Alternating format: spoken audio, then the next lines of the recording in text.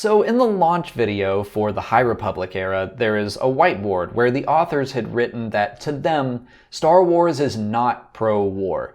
I was a little surprised to see some people cause a fuss over that, as if the High Republic were all of a sudden going to change everything that we know Star Wars to be. The two things I've seen people say defending that argument the most are that Star Wars has wars in it, and it has wars in the title, so obviously it has to be pro-war, but that is the most surface-level reading of Star Wars that you could possibly do. A movie can be about war without being pro-war.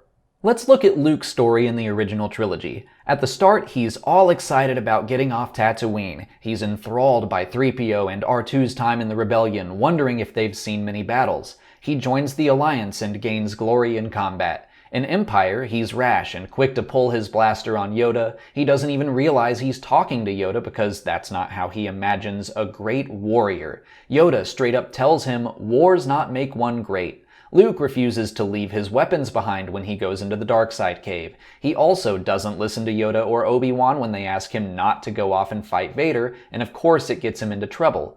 Then Return of the Jedi comes along and Luke is at his darkest. He's dressed in black, using the Force on the guards, trying to shoot Jabba, and then he just slaughters everyone above the Sarlacc pit. It's an exciting scene, but it's no mistake that this is in the movie where we wonder which way Luke is going to go.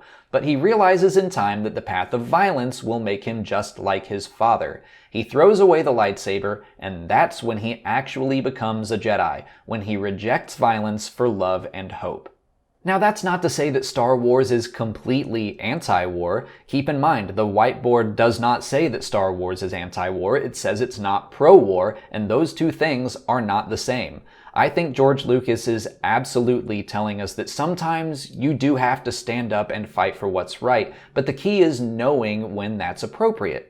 The Rebel Alliance standing up to the Empire is one of those times, but arguably the Clone Wars were not. Yes, there were some evil people on the side of the Separatists, but there were some evil people on the side of the Republic as well.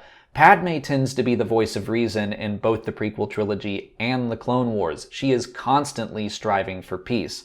In Revenge of the Sith, she says that the Clone Wars represent a failure to listen.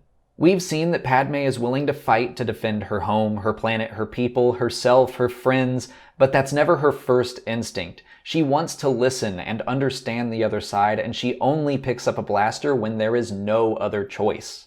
There are also multiple episodes of the Clone Wars that show us the pitfalls of staying neutral when the time has come to stand up for what's right. Keeping your head in the sand doesn't help anyone. Finn's arc in The Last Jedi is about him realizing that DJ is wrong, that not joining can be just as bad as helping the bad guys. And then there's that great quote, "The only thing necessary for the triumph of evil is for good men to do nothing."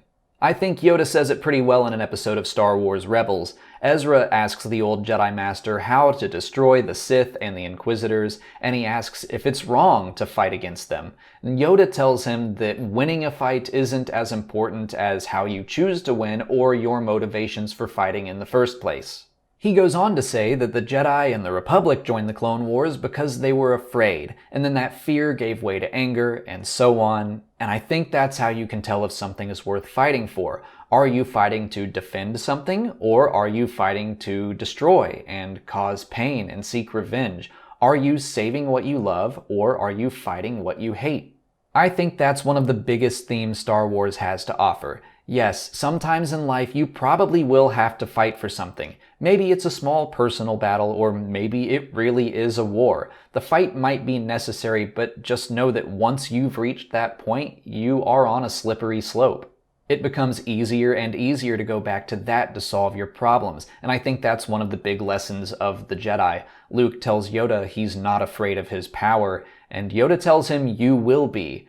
To steal from Uncle Ben, with great power comes great responsibility, and those of us that have power have a responsibility to lead and not jump headfirst into a fight when there might be another solution.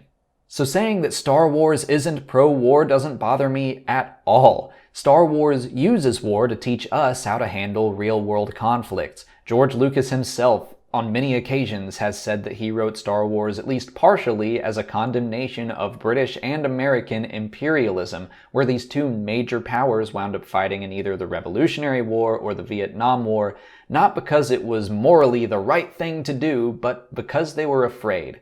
Afraid of losing something that they felt was theirs, or afraid of some other power rising up to threaten their way of life. And both of those major powers wound up losing.